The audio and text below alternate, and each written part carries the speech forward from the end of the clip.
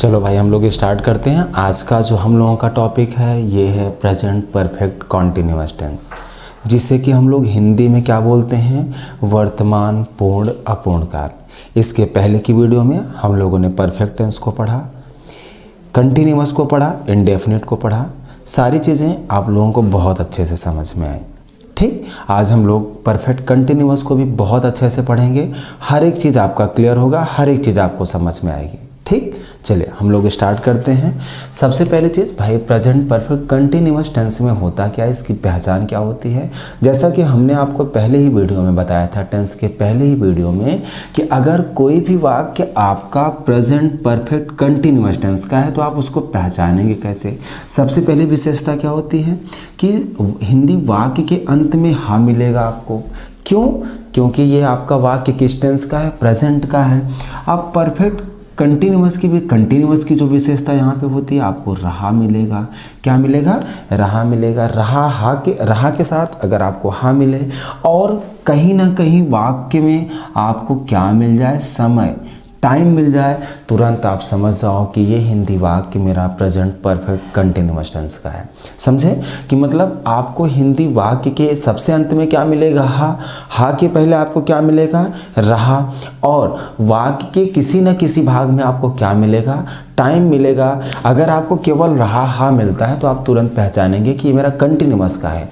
लेकिन अगर रहा हा के साथ आपको टाइम मिल जाता है तो तुरंत आप दिमाग लगाइए कि ये वाक्य मेरा परफेक्ट कंटिन्यूअस का है प्रेजेंट के, और इसका जो मुझे ट्रांसलेशन करना है वो परफेक्ट कंटिन्यूअस के नियमानुसार करना है। ठीक, चलिए इसके कुछ फॉर्मूले हैं, उनको सबसे पहले हम देखते हैं कि इसमें हेल्पिंग वर्ब के रूप में हम किसका यूज़ करते हैं। भाई हेल्पिंग वर्ब के लिए किन हेल्पिंग वर्ब्स का हम यूज़ करते हैं। प्रेजेंट परफेक्ट कंटिन्यूअस की जो बेटा आपकी हेल्पिंग वर्ब होती है वो हैज़ बीन या हैव बीन होती है। सेम जैसा आपने कि पिछली वीडियो में देखा था, परफेक्ट की वीडियो में आपको पता है कि भाई हैज़ का यूज़ कहाँ होता है और हैव का यूज़ कहाँ होता है। तो ठीक, हम यहाँ पे डायरेक्टली लिख दे रहे हैं कि अगर आपका सब्जेक्ट सिंगुलर होगा मेरे भाई, क्या होगा, सिंगुलर होगा, तो आप कैसे हेल्पिंग वर्ब का यूज़ करेंगे, हैज़ का यूज़ करेंगे। और अगर आपका सब्जेक्ट प्लूरल हुआ, क्या हुआ, प्लूरल हुआ, ये आपको पता है कि भाई सब्जेक्ट, सिंगुलर सब्जेक्ट में क्या क्या चीज़ें आती हैं और प्लूरल सब्जेक्ट में क्या क्या चीज़ें आती हैं। अगर आपका सब्जेक्ट प्लूरल हुआ तो आप किस हेल्पिंग वर्ब का यूज़ करेंगे, हैव हेल्पिंग वर्ब का यूज़ करेंगे। ठीक, और एक चीज़ दूसरी चीज़ हम पहुँचते हैं कि भाई मेन वर्ब। आप जानते हैं कि अगर आपका कोई भी कंटिन्यूअस हो, चाहे वो प्रेजेंट कंटिन्यूअस हो, जिसमें भी कंटिन्यूअस लगा हुआ हो, चाहे वो प्रेजेंट परफेक्ट कंटिन्यूअस हो, चाहे वो पास्ट कंटिन्यूअस हो, चाहे वो पास्ट परफेक्ट कंटिन्यूअस हो, चाहे वो फ्यूचर कंटिन्यूअस हो, चाहे वो फ्यूचर परफेक्ट कंटिन्यूअस हो, सभी में आप मेन वर्ब की फोर्थ फॉर्म का यूज़ करेंगे। ठीक, आपको पता है कि आप अगर आपका कंटिन्यूअस किसी भी लगा हुआ है, चाहे वो आपका कंटिन्यूअस का किसी का भी वाक्य हो, तो आप मेन वर्ब की किस फॉर्म का यूज़ करेंगे, फोर्थ फॉर्म का यूज़ करेंगे। इसमें बेटा एक चीज़ आप लोगों को, हम लोगों को एक्स्ट्रा मिलती है, जैसे हमने हेल्पिंग वर्ब लगाया, हैज़ या हैव लगाया, मेन वर्ब की फोर्थ फॉर्म लगा दी। इसमें जो आपका टाइम रहेगा ना, आप हमेशा याद रखिएगा, किसी भी वाक्य में अगर आपको टाइम मिलता है तो टाइम का ट्रांसलेशन आप सबसे लास्ट में करते हैं। जब आप उसका इंग्लिश में ट्रांसलेशन करने लगते हैं तो टाइम का ट्रांसलेशन जो हम लोग करते हैं वो सबसे लास्ट में करते हैं। ठीक, तो इस टाइम के पहले मुझे दो चीज़ों का यूज़ करना होता है, एक मुझे सिंस का यूज़ करना होता है और दूसरा मुझे फॉर का यूज़ करना होता है। लेकिन ये सिंस फॉर लगता कहाँ है, टाइम के पहले, दिए गए टाइम के पहले जो शब्द होगा, दिए टाइम के पहले जो जिस भी शब्द का आप यूज़ करेंगे वो या तो आप सिंस का यूज़ करेंगे या तो फॉर का यूज़ करेंगे। कहाँ? अगर आपका वाक्य परफेक्ट कंटिन्यूअस का है तो दिए गए टाइम के पहले आप किसका यूज़ करेंगे, या तो सिंस का यूज़ करेंगे या फिर फॉर का यूज़ करेंगे। अगर आपका टाइम पॉइंटेड है, क्या है, पॉइंट ऑफ टाइम है, मतलब निश्चित समय है। पॉइंट ऑफ टाइम का मतलब क्या हो गया, निश्चित समय है, तो दिए गए समय के पहले आप किसका यूज़ करेंगे, सिंस का यूज़ करेंगे। अगर आपका पीरियड ऑफ टाइम है, क्या है, पीरियड ऑफ टाइम है, तो आप मतलब अनिश्चित है, कुछ भी निश्चित नहीं है, तो उसके पहले आप क्या लिखेंगे, फॉर का यूज़ करेंगे। ठीक है ना। अगर आपका समय निश्चित है तो आप सिंस का यूज़ करेंगे, अगर आपका टाइम अनिश्चित है मतलब पीरियड ऑफ टाइम है तो आप फॉर का यूज़ करेंगे टाइम के पहले, दिए गए टाइम के पहले। ठीक, जैसे हम लोग चलिए आगे बढ़ते हैं, एक एक चीज़ आपको सिंस और फॉर भी क्लियर हो जाएगा, नहीं तो मैं लिखा ही दे रहा हूँ कि आप भाई सिंस किसके पहले लगाएंगे और फॉर किसके पहले लगाएंगे। देखिए सिंस भाई आप वहाँ लगाते हैं अगर आपका टाइम जैसे है 2 बजे से, क्या है 2 बजे से, ये आपका पॉइंट ऑफ टाइम है, ये निश्चित समय है भाई। 2 बजे कहने से क्लियर नहीं हो रहा, 2 बजे से, तो जैसे 2 बजे से 3 बजे से 4 बजे से 6 बजे से 10 बजे से, ये सारे समय आपके निश्चित होते हैं और इनके पहले आप क्या लगाते हैं, सिंस लगाते हैं। ओके, जैसे मैंने किसी भी डे का नाम दे दिया आपको, सोमवार से, मंगलवार से, बुधवार से, बृहस्पतिवार से, तो ये सब समय क्या होते हैं आपके निश्चित समय में आते हैं और इनके पहले मुझे क्या लगाना होता है, सिंस का यूज करना होता है। जैसे हमने दिया जनवरी से, हमने क्या दिया आपको, जनवरी से फरवरी से मार्च से, किसी भी मंथ का नाम हो लेकिन मंथ का नेम हो वो, अगर आपका मंथ का नेम है तो आप उसके पहले किस का यूज करेंगे, सिंस का यूज करेंगे। जैसे मैंने दिया सुबह से, शाम से, दोपहर से, इन सब चीज़ों के पहले आप किसका यूज़ करेंगे, सिंस का यूज़ करेंगे। ये सब चीज़ें आपके पॉइंट ऑफ टाइम में आती हैं, निश्चित समय में आती हैं और इनके पहले हम किसका यूज़ करते हैं, सिंस का यूज़ करते हैं। जैसे एक चीज़ और है आपका, जैसे मैंने दिया 1999 से, 2000 से, 2001 से, 2002 से, किसी भी सन का नाम दे दिया हमने, तो ये भी आपके निश्चित समय में आता है और इसके पहले मुझे किसका यूज़ करना होता है, सिंस का यूज़ करना होता है। ठीक, चलिए हम फॉर के विषय में जानते हैं कि भाई फॉर का यूज़ कहाँ होता है। जस्ट एक चीज़ आप ऐसे भी पहचान सकते हैं, अगर ये चीज़ें आपको ना मिले, इसके अलावा कोई चीज़ मिलती है तो आप फॉर का यूज़ करेंगे। चलिए लेकिन फिर भी हम लोग लिख के मतलब देखते हैं क्या क्या चीज़ें आती हैं फॉर के यूज के लिए। जैसे हमने लिखा भाई 2 घंटे से, क्या लिखा, 2 घंटे से, 2 घंटे से, 3 घंटे से, 4 घंटे से, ये सारी चीज़ें मेरे पीरियड ऑफ टाइम में आती हैं, अनिश्चित समय में आता है और इसके पहले हम किसका यूज़ करते हैं, फॉर का यूज़ करते हैं। जैसे 2 दिन से, 2 दिन से, अब और भी लिख सकते हैं 2 दिन से, 3 दिन से, 4 दिन से, 10 दिन से, 20 दिन से, ये सारी चीज़ें मेरी पीरियड ऑफ टाइम में आती हैं और इनके पहले मुझे किसका यूज़ करना होता है, फॉर का यूज़ करना होता है। जैसे 2 महीने से, 2 महीने से, 3 महीने से, 4 महीने से, ये सारी चीज़ें भी आपके पीरियड ऑफ टाइम में आती हैं और इनके पहले मुझे किसका यूज़ करना होता है, फॉर का यूज़ करना होता है। जैसे 2 साल से, 2 साल से, 3 साल से, 4 साल से, 5 साल से, ये सारी चीज़ें भी किस में आती हैं, पीरियड ऑफ टाइम में आती हैं और इनके पहले मुझे किसका यूज़ करना होता है, फॉर का यूज़ करना होता है। ठीक, चलिए ठीक, हम लोग आगे बढ़ते हैं, ट्रांसलेशन की तरफ आगे बढ़ते हैं। तो हमें पता चला कि जो हमारा प्रेजेंट परफेक्ट कंटिन्यूअस टेंस है, इसको हिंदी में हम लोग क्या बोलते हैं, वर्तमान पूर्ण अपूर्ण काल बोलते हैं। इसकी पहचान क्या होती है, हिंदी वाक्य के अंत में आपको रहा के साथ हा मिलेगा और हिंदी वाक्य के किसी न किसी भाग में आपको टाइम जरूर मिलेगा। ठीक, इसमें हम हेल्पिंग वर्ब के रूप में हैज़ बीन या हैव बीन का यूज़ करते हैं। अगर हमारा सब्जेक्ट सिंगुलर होता है, आपको बताया ही गया है कि भाई सिंगुलर सब्जेक्ट में आपकी क्या क्या चीज़ें आती हैं।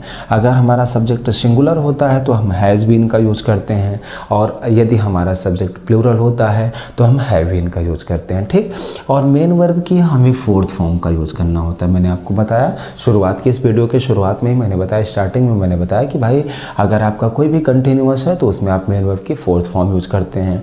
और जो आपका बेटा इसमें टाइम मिलता है ना, तो उस टाइम के पहले मुझे सिंस या फॉर का यूज़ करना होता है। जो भी आपका टाइम मिलता है उस टाइम के पहले मुझे किसका यूज़ करना होता है, या तो सिंस का या फिर फॉर का यूज़ करना होता है। ये भी हमने बताया कि भाई सिंस का यूज़ आप कहाँ करेंगे और फॉर का यूज़ कहाँ करेंगे। ठीक, चलिए हम लोग आगे बढ़ते हैं, ट्रांसलेशन की तरफ आगे बढ़ते हैं। चलिए हम लोग अफर्मेटिव को स्टार्ट करते हैं।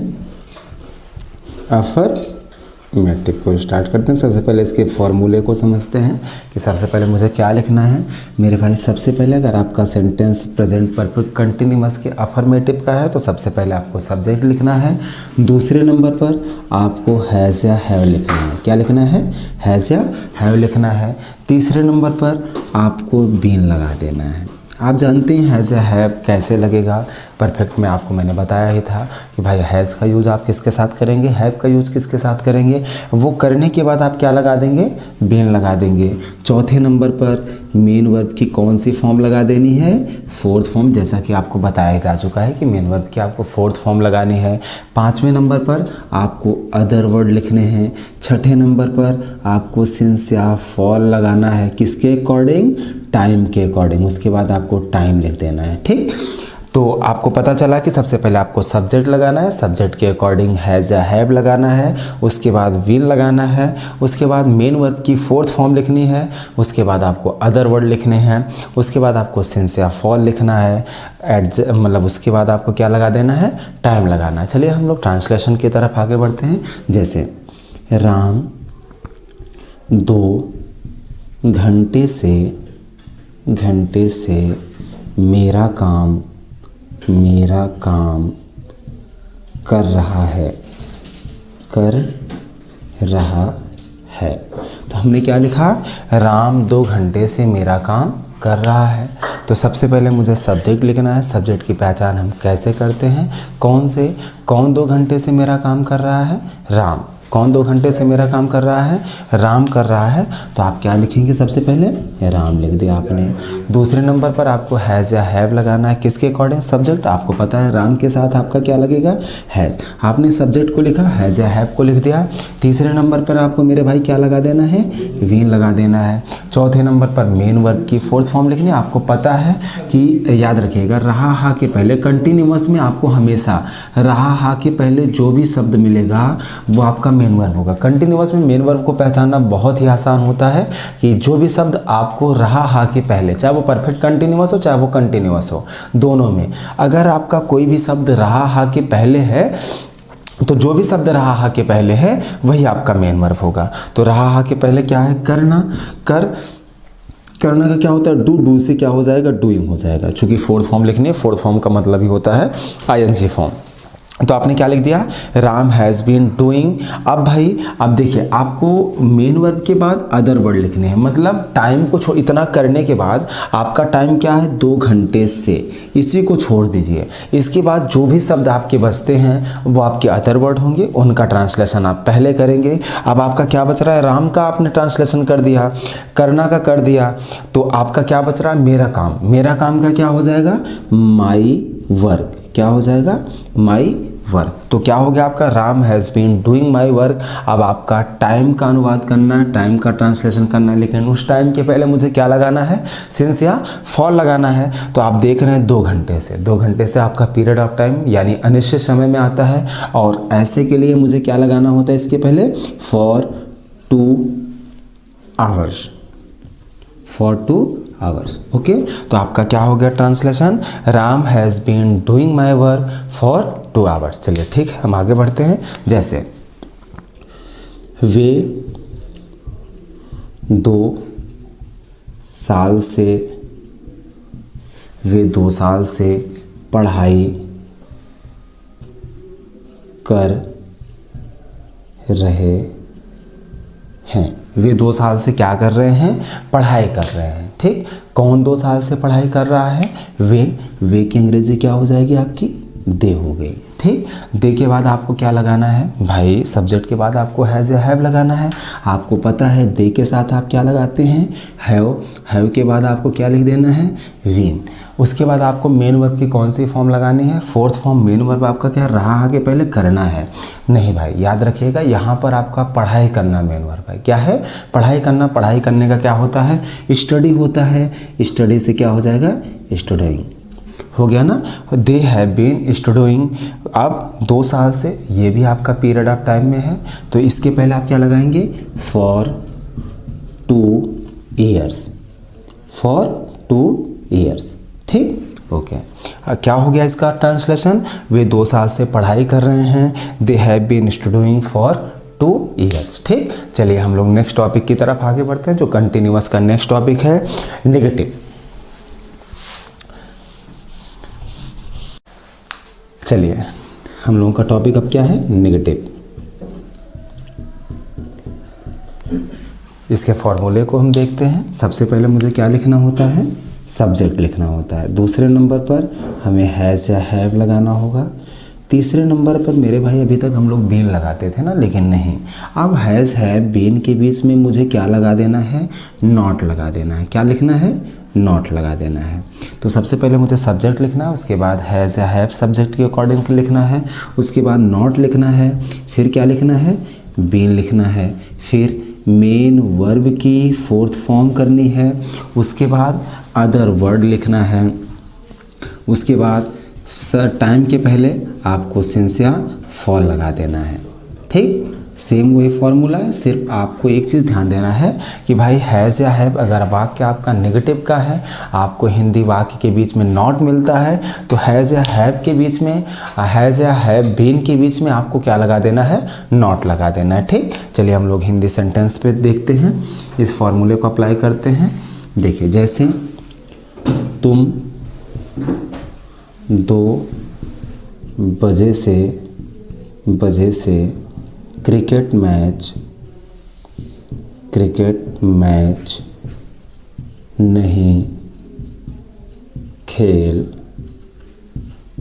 रहे हो। तुम 2 बजे से क्रिकेट मैच नहीं खेल रहे हो, वही सेंटेंस है, बस इसमें एक चीज़ और क्या मिल गया मुझे, नहीं।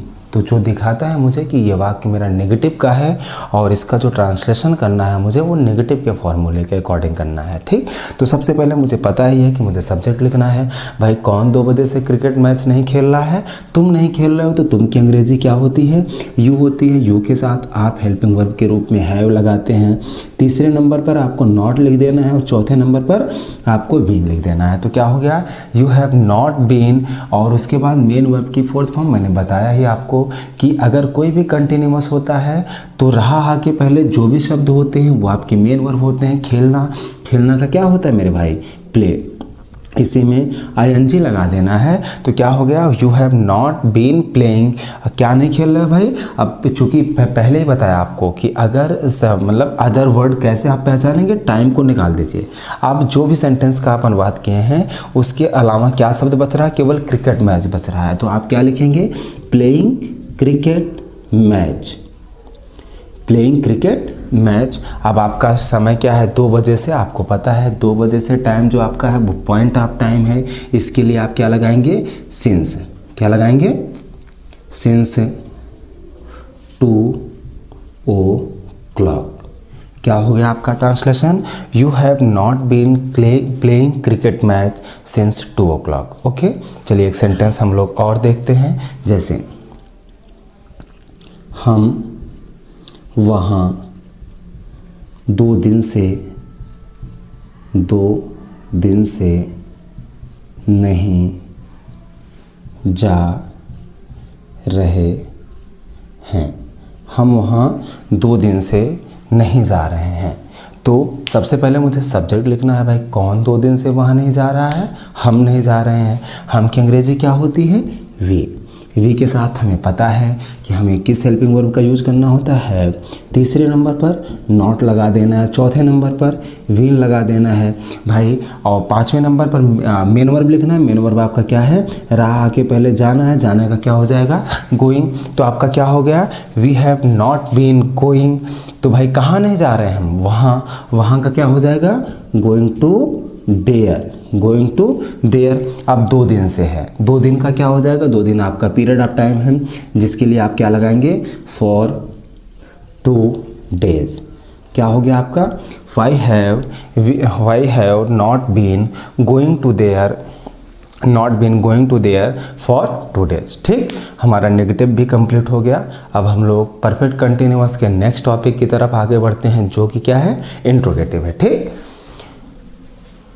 चलिए सारी चीज़ें आप लोगों को समझ में आ रही हैं, नहीं आ रही हैं, ओके।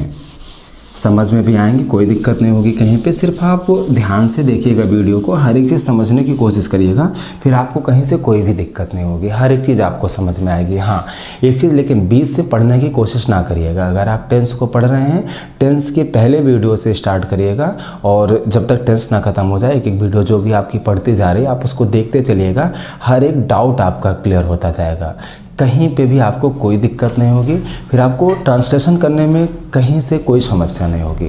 अगर वो मतलब टेंस के फार्मूला बेस्ड ट्रांसलेशन होगा तो आपको कोई दिक्कत नहीं होगी, और अगर उससे भी अलग होगा तो टेंस ख़त्म होने के बाद वो सारे फार्मूले भी आपको बताए जाएंगे, ठीक है ना। चलिए हम लोगों का जो नेक्स्ट टॉपिक है वो इंट्रोगेटिव है। इंट्रोगेटिव के विषय में हम लोग पढ़ते हैं, क्या है इंट्रोगेटिव। जैसा कि हम लोग कई वीडियो में 3-4 वीडियो से पढ़ते आ रहे हैं कि इंट्रोगेटिव कितने टाइप का होता है, 2 टाइप का होता है। वही इसमें भी पढ़ना है कि भाई आपका क्या है, पहला हेल्पिंग वर्ब टाइप का होता है और दूसरा जो होता है मेरा वो क्वेश्चन वर्ब टाइप का होता है। और इन दोनों में डिफरेंस क्या होते हैं ये भी हम बहुत अच्छे से जानते हैं कि हेल्पिंग वर्ब में जो प्रश्न करने वाला शब्द होगा वो सबसे पहले हिंदी वाक्य में आएगा, और जो क्वेश्चन वर्ड होगा उसमें जो प्रश्न करने वाला शब्द होगा वो हिंदी वाक्य के बीच में आएगा, मतलब पहले ना आकर के किसी अन्य स्थान पर आएगा। तो मेरा जो पहला हेडिंग है, जो मेरा पहला टॉपिक है वो हेल्पिंग वर्ब का है। किसका है? हेल्पिंग वर्ब का है। हेल्पिंग वर्ब में मेरे भाई आपको पता है कि सबसे पहले आपको हेल्पिंग वर्ब लगानी होती है हैज़ या हैव, आपने लगा दिया। दूसरे नंबर पर आपको क्या लिखना है? सब्जेक्ट लिखना है। तीसरे नंबर पर आपको बीन लगा देना है, ठीक। चौथे नंबर पर आपको क्या लिख देना है? मेन वर्ब की फोर्थ फॉर्म करनी है, ठीक। पाँचवें नंबर पर क्या लिखना है आपको? अदर वर्ड्स लिखने हैं। छठे नंबर पर आपको क्या कर देना है? सिंस या फॉर करना है, सिंस या फॉर करना है। एट लास्ट सबसे अंत में आपको टाइम लिख देना है और उसके बाद क्वेश्चन मार्क लगा देना है, ठीक। तो इसका फॉर्मूला क्या हुआ कि सबसे पहले मुझे हैज़ या हैव लिखना है, दूसरे नंबर पर मुझे सब्जेक्ट लिखना है, तीसरे नंबर पर मुझे बीन लगाना है, चौथे नंबर पर मुझे मेन वर्ब की फोर्थ फॉर्म लिखनी है, पांचवें अदर वर्ड लिखने हैं, छठे पे आपको सिंस या फॉर लगाना है, और सातवें नंबर पर टाइम लिखना है, और सबसे अंत में आप क्वेश्चन मार्क को लगाना ना भूलिएगा, ठीक। चलिए इसका हम केवल एक ही सेंटेंस करेंगे, ठीक। और अब बाकी आप लोग कोशिश करिए ना अपने मन से सेंटेंस को बना करके, यार किसी किताब को ले लीजिए उससे सेंटेंस को देख करके। हाँ एक चीज़ ज़रूर याद रखिएगा, आप हर रोज़ मेरे भाई एक काम करिएगा, फिर ज़िंदगी में कभी भी आप इंग्लिश में असफल नहीं होंगे। आप हर रोज़ 15-20 मीनिंग जितना भी मैक्सिमम से मैक्सिमम कर पाएँ, नहीं तो आप हर रोज़ 10 मीनिंग का टारगेट बना लीजिए कि आपको रेगुलर 10 मीनिंग लिखनी है और 10 मीनिंग को तैयार करनी है। आगे आने वाले समय में मान लीजिए 6 महीने 7 महीने में धीरे धीरे आपको बहुत सारी मीनिंगें तैयार हो जाएंगी। फिर आपको ट्रांसलेशन क्या इंग्लिश के किसी भी पार्ट में कोई दिक्कत नहीं होगी, ये मेरा वादा है। हर एक चीज़ को आपको बहुत अच्छे से पढ़ाया जाएगा। अभी इसके बाद जो मेरा टेंस के बाद जो मेरा टॉपिक स्टार्ट होगा वो नरेशन का स्टार्ट होगा। हम लोग इसको अब जल्द से जल्द ख़त्म करने की कोशिश करेंगे। मतलब फिर भी भाई थोड़ा टाइम तो लगेगा ही लगेगा, क्योंकि टेंस का जो टॉपिक होता है ये तो बहुत बड़ा टॉपिक होता है। लेकिन जो हम पढ़ते हैं, जो हमें यूट्यूब पे पढ़ाया जाता है, वो 3-4 ही वीडियो में टेंस को ख़त्म कर देते हैं, जो कि ऐसा पॉसिबल नहीं है। वो बहुत जल्दी पढ़ाते हैं, लेकिन हम आपको आराम से पढ़ाएंगे, धीरे धीरे पढ़ाएंगे, हर एक चीज़ आपको मेरे भाई समझ में आएगी, ठीक है ना। चलिए लेकिन इसका हम लोग अब एक एक हिंदी वाक्य का ट्रांसलेशन करेंगे, ठीक। जैसे हेल्पिंग वर्ब के हम एक हिंदी वाक्य लेंगे, उसका ट्रांसलेशन करेंगे, फिर आप लोग किताबों से प्रैक्टिस करिएगा, हर एक चीज़ आपको समझ में आएगी, ठीक। जैसे क्या तुम मुझे 2 घंटे से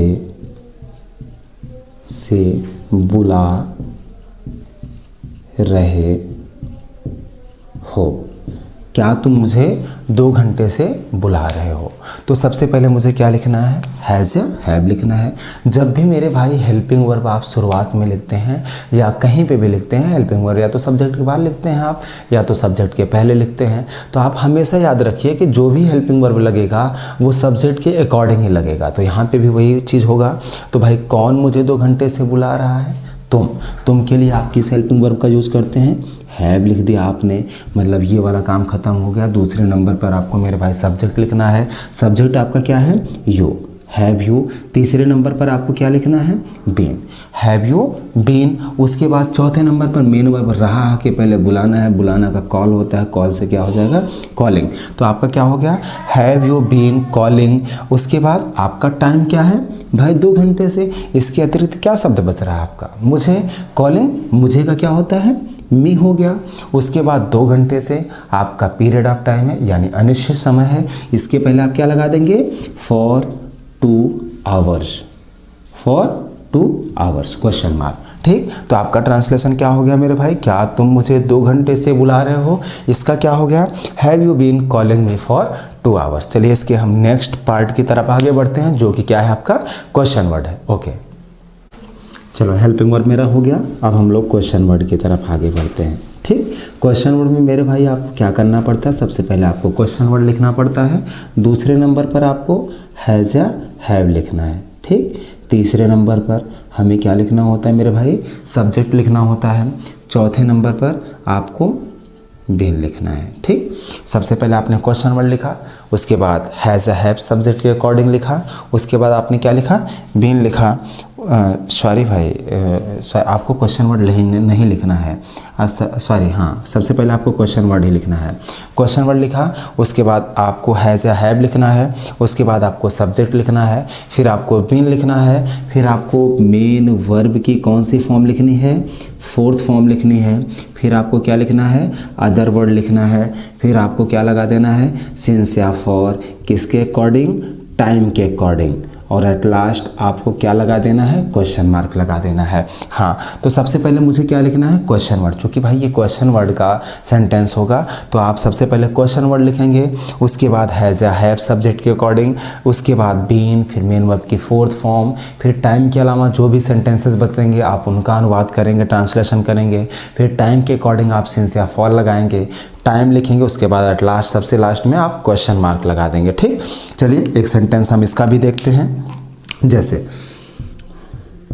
तुम अपना काम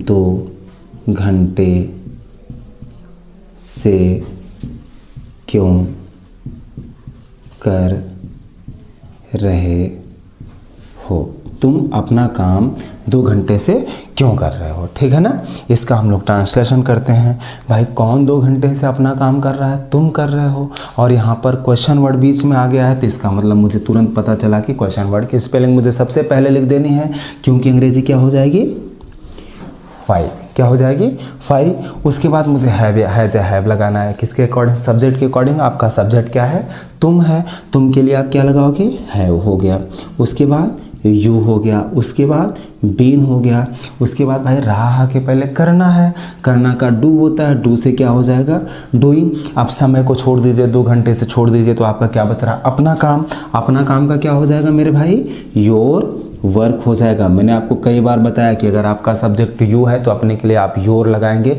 ये अपने के लिए किन शब्दों का हम यूज करते हैं ये आपको बताया जा चुका है।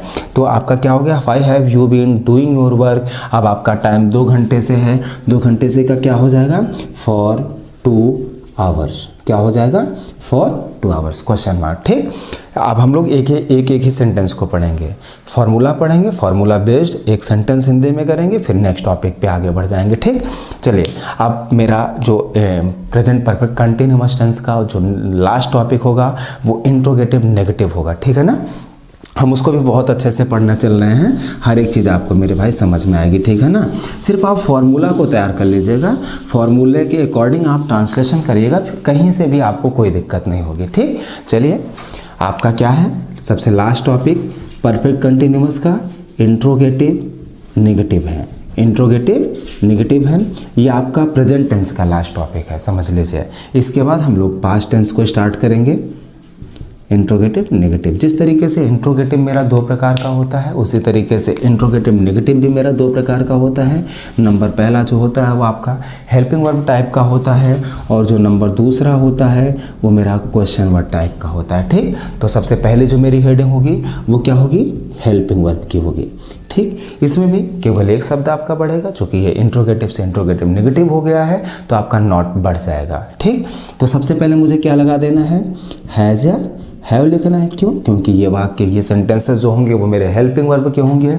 उसके बाद आपको सब्जेक्ट लिखना है, उसके बाद आपको नॉट लगा देना है, उसके बाद आपको बीन लगाना है, फिर मेन वर्ब की फोर्थ फॉर्म करनी है, उसके बाद अदर वर्ड्स आपको करने हैं, फिर सिंस या फॉर लगाना है, उसके बाद आपको क्या कर देना है मेरे भाई, टाइम लिख करके क्वेश्चन मार्क लगा देना है। ठीक है ना, सबसे पहले आपको हैज़ या हैव, उसके बाद सब्जेक्ट, उसके बाद नॉट, उसके बाद बीन, उसके बाद मेन वर्ब की फोर्थ फॉर्म, उसके बाद अदर वर्ड, टाइम के पहले सिंस या फॉर लगा करके क्वेश्चन मार्क लगा देना है। ठीक, जैसे क्या हम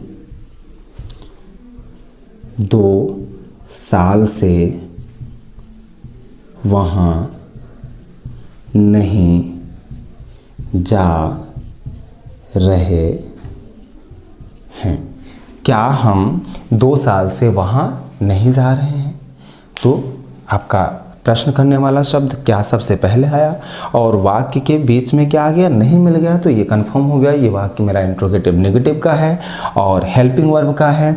तो इसका जो फॉर्मूला है वो हेल्पिंग वर्ब का फॉर्मूला हम लगाएंगे। तो सबसे पहले मुझे हैज़ या हैव लगाना है, किसके अकॉर्डिंग, सब्जेक्ट के अकॉर्डिंग। भाई कौन 2 साल से वहाँ नहीं जा रहा है, हम नहीं जा रहे हैं, हम का क्या हो जाएगा आपका, हम के लिए आप क्या लगाएंगे, हैव, उसके बाद वी, तीसरे नंबर पर नॉट, चौथे नंबर पर वी, तो क्या हो गया आपका हैव वी नॉट बीन। उसके बाद रहा के पहले आपका जाना है, जाना का क्या हो जाएगा, गोइंग। जैसा कि मैं बार बार बता रहा हूँ कि आप समय को छोड़ दीजिए, उसके बाद जो भी शब्द आपके बचेंगे वो आपके अदर वर्ड्स होंगे। तो वहाँ केवल एक शब्द आपका बच रहा है, तो आपको पता है जहाँ को हम जाते हैं उसके पहले टू लगाते हैं, गोइंग टू देयर। तो क्या हो गया आपका have we not been going to there. उसके बाद अब आपका टाइम 2 साल से है, 2 साल के लिए आप क्या लगाएंगे, फॉर 2 years, फॉर 2 years। तो आपका ट्रांसलेशन क्या हो गया, हाँ क्या हम 2 साल से वहाँ नहीं जा रहे हैं, इसका क्या हुआ, have we not been going to there for 2 years। ठीक, चलिए हम इंट्रोगेटिव नेगेटिव एक एक सेंटेंस मेरे भाई अब हम लोग पढ़ेंगे, ठीक है ना। उसके बाद आप लोग खुद से प्रैक्टिस करिएगा, मुझे उम्मीद है, मुझे भरोसा है कि आपको कहीं से कोई दिक्कत नहीं होगी, सिर्फ फॉर्मूले को आप फॉलो करने की कोशिश करिएगा। ठीक, चलिए अब इंट्रोगेटिव नेगेटिव के लास्ट पार्ट की तरफ हम आगे बढ़ते हैं, जो कि आपका क्या है, क्वेश्चन वर्ड। क्या है आपका, क्वेश्चन वर्ड है, और ये समझिए प्रेजेंट टेंस का भी आपका लास्ट टॉपिक है। ठीक, इसके बाद हम लोग क्या स्टार्ट करेंगे, पास्ट टेंस। ठीक, क्वेश्चन वर्ड में क्या करते हैं मेरे भाई, सबसे पहले हम क्वेश्चन वर्ड लिखते हैं, उसके बाद हैज़ या हैव लिखते हैं, उसके बाद सब्जेक्ट लिखते हैं, फिर नॉट लगा देते हैं, फिर बीन लिखते हैं, उसके बाद मेन वर्ब की फोर्थ फॉर्म करना होता है मुझे, फिर अदर वर्ड्स लिखने होते हैं, उसके बाद सिंस या फॉर किसके अकॉर्डिंग, टाइम के अकॉर्डिंग, फिर टाइम को लिख करके मुझे क्या लगा देना होता है, क्वेश्चन मार्क लगा देना होता है। ठीक, अच्छे से पढ़िएगा, हर एक चीज़ आपको मेरे भाई समझ में आएगी, ठीक है ना। आप परेशान बिल्कुल भी मत होइएगा, अगर आपको थोड़ा बहुत कम समझ में आ रहा है या कहीं कोई दिक्कत हो रही है तो आप मुझे कमेंट करके बताइएगा, मैं आपको वो चीज़ें दोबारा समझा दूंगा। ऐसा तो हो नहीं सकता कि आपको समझ में ना आए, हर एक चीज़ आपको समझ में आएगी। अगर फिर भी कहीं कोई दिक्कत होती है तो आप मुझे बताइएगा, वो सारी चीज़ें आपको दोबारा समझा दी जाएंगी, ठीक है ना। चलिए इसका भी हम लोग एक सेंटेंस देखते हैं, जैसे तुम सोमवार से अपने घर क्यों नहीं आ रहे हो। तुम सोमवार से अपने घर क्यों नहीं आ रहे हो। ठीक है ना, ये वाक्य मेरा क्वेश्चन वर्ड का है। क्यों? क्योंकि क्वेश्चन वर्ड बीच में आया है। और वो इंट्रोगेटिव नेगेटिव का है। क्यों? क्योंकि नॉट भी मुझे मिल गया है। ठीक है ना, सबसे पहले मुझे पता है कि भाई अगर ये वाक्य मेरा क्वेश्चन वर्ड का है तो मुझे सबसे पहले क्वेश्चन वर्ड लिखना है, मतलब जो शब्द आपका प्रश्न कर रहा है उसी का ट्रांसलेशन मुझे सबसे पहले कर देना है। क्यों का क्या हो जाएगा? वाई हो जाएगा। ठीक, दूसरे नंबर पर हैज़ है, हैव लिखना है किसके अकॉर्डिंग? सब्जेक्ट के अकॉर्डिंग। भाई कौन सोमवार से अपने घर नहीं आ रहा है? तुम नहीं आ रहे हो। तुम का क्या हो जाएगा? यू के साथ आपका क्या लगेगा? हैव। उसके बाद सब्जेक्ट आपका यू हो गया, थर्ड नंबर पे आपने नॉट लगा दिया, उसके बाद आपने क्या लगा दिया? बीन। तो आपका क्या हो गया? Why have you not been. आप मेन वर्ब की फोर्थ फॉर्म लिखनी है, राह के पहले आना है, आना का क्या हो गया? कम, कम से क्या हो गया? कमिंग। क्या हो गया? Why have you not been coming. अब अपने घर का to your house, to your house हो गया। उसके बाद अब आपका समय है सोमवार से। मैंने आपको बताया है कि अगर किसी भी दिन का नाम हो आपका पॉइंट ऑफ टाइम होता है। पॉइंट ऑफ टाइम के लिए आप क्या लगाते हैं? सिंस। क्या हो गया? Since Monday. ठीक, हम लोगों का प्रेजेंट टेंस पूरे तरीके से कंप्लीट हुआ। परफेक्ट मतलब प्रेजेंट टेंस हम लोगों का प्रेजेंट टेंस पूरे तरीके से ख़त्म हो गया, कंप्लीट हो चुका है। और हमें उम्मीद है कि आपको प्रेजेंट टेंस बहुत अच्छे से समझ में आएगा। सारी वीडियो को आप इन तक देखिएगा, जो आपका टेंस से रिलेटेड वीडियो है, indefinite, continuous, perfect, perfect continuous, सारी चीज़ों को आप ध्यान से देखिएगा, हर एक चीज़ आपको समझ में आएगी। अब हम लोग जो नेक्स्ट वीडियो में पढ़ेंगे वो मेरा पास्ट इंडेफिनिट टेंस होगा। पहले पास्ट टेंस के विषय में हम लोग पढ़ेंगे, उसके बाद इंडेफिनिट को पढ़ेंगे। ठीक, चलिए, ओके, धन्यवाद।